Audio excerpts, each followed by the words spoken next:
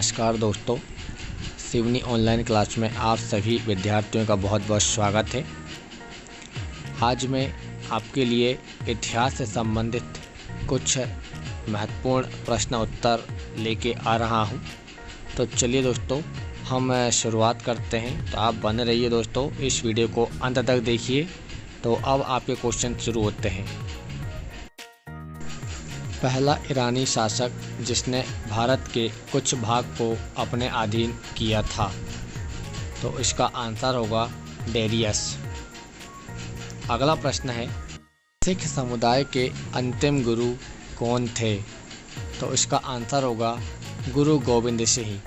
सिख समुदाय के 24वें एवं अंतिम गुरु थे गुरु गोविंद सिंह। अगला प्रश्न है, इसके शासनकाल में प्रथम चीनी यात्री भारत में आया था? चंद्रगुप्त द्वितीय के शासनकाल में पहला चीनी यात्री भारत में आया था।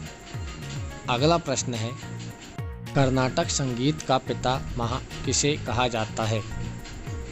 तो इसका आंसर होगा पुरंदरदास।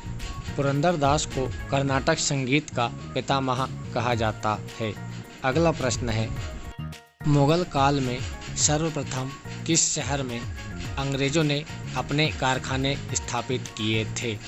तो इसका आंसर होगा सूरत।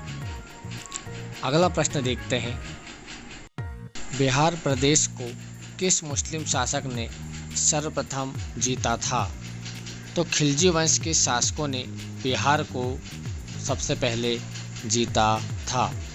अगला प्रश्न देखते हैं, मस्तानी किस शासक की प्रेयसी थी अर्थात प्रेमिका थी? तो इसका आंसर होगा बाजीराव पेशवा। मोहम्मद गोरी कहाँ का शासक था? तो इसका आंसर होगा मोहम्मद गोरी अफ़गानिस्तान का शासक था। अगला प्रश्न, पानीपत की तीसरी लड़ाई कब हुई थी? तो पानीपत की तीसरी लड़ाई 1761 में हुई थी। अब अगला प्रश्न देखते हैं दोस्तों, पानीपत की दूसरी लड़ाई किनके बीच में हुई थी? तो इसका आंसर आएगा बेगम खान और हेमू के बीच में पानीपत की दूसरी लड़ाई हुई थी। अब अगला प्रश्न देखते हैं, बंगाल को मुगल साम्राज्य से पृथक कर स्वतंत्र किया था, किसने किया था? तो इसका आंसर होगा मुर्शिद कुली खां ने। अब अगला प्रश्न देखते हैं, अलीगढ़ मुस्लिम विश्वविद्यालय की स्थापना किसने की थी? तो इसका आंसर होगा सर सैयद अहमद खान ने अलीगढ़ मुस्लिम विश्वविद्यालय की स्थापना की थी। अब अगला प्रश्न देखते हैं, वास्को डी गामा कहाँ का रहने वाला था? वास्को डी गामा पुर्तगाल का रहने वाला था। एक पुर्तगाली था जो कि भारत में 1498 में कोच्चि पहुंचा था। अब अगला प्रश्न देखते हैं, तराइन का प्रथम युद्ध कब और किसके मध्य लड़ा गया था? तो इसका आंसर होगा 1191 में तराइन का प्रथम युद्ध लड़ा गया था। मोहम्मद गोरी और पृथ्वीराज चौहान के बीच लड़ा गया था। अगला प्रश्न देखते हैं, मुगल वंश की स्थापना भारत में कब हुई थी? मुगल वंश की स्थापना भारत में 1526 में हुई थी और बाबर के द्वारा की गई थी। अगला प्रश्न देखते हैं, इंकलाब जिंदाबाद का नारा किसने दिया था? तो इसका आंसर होगा सरदार भगत सिंह ने इंकलाब जिंदाबाद का नारा दिया था। अब देखते हैं अगला प्रश्न, हड़प्पावासी किस वस्तु के उत्पादन में सर्वप्रथम थे? मतलब यह है कि हड़प्पावासी किस वस्तु का उत्पादन सबसे ज़्यादा करते थे? तो वो इसका आंसर होगा कपास। अगला प्रश्न देखते हैं, भारत के समुद्री मार्ग की खोज किसने की थी? तो इसका आंसर होगा पुर्तगालियों द्वारा भारत के समुद्री मार्ग की खोज की गई थी।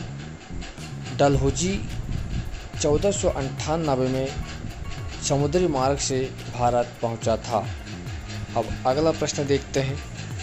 भारत में ईस्ट इंडिया कंपनी का पहला गवर्नर जनरल कौन था?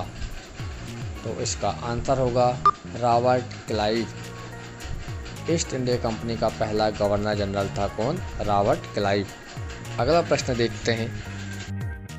जलियांवाला कांड घटना कहाँ हुई थी? तो इसका आंसर होगा अमृतसर, पंजाब। यहाँ जलियांवाला घटना कहाँ हुई थी लिखा है, तो इसका आंसर होगा अमृतसर, पंजाब। अब अगला प्रश्न देखते हैं। भारत छोड़ो आंदोलन कब प्रारंभ हुआ था? इसका आंसर होगा 9 अगस्त 1942 को भारत छोड़ो आंदोलन का प्रारंभ हुआ था। अब अगला प्रश्न देखते हैं। जियो और जीने दो का नारा किसने दिया था? तो इसका आंसर होगा महावीर स्वामी ने जियो और जीने दो का नारा दिया था। अब अगला प्रश्न देखते हैं। तो दोस्तों, कैसे लगे आपको आज के ये महत्वपूर्ण प्रश्नोत्तर? यदि आपको अच्छे लगे हों तो जल्दी से लाइक, कमेंट और शेयर कर दीजिए अपने ग्रुप में। तो फिर मिलते हैं दोस्तों अगले वीडियो में। जय हिंद, जय भारत।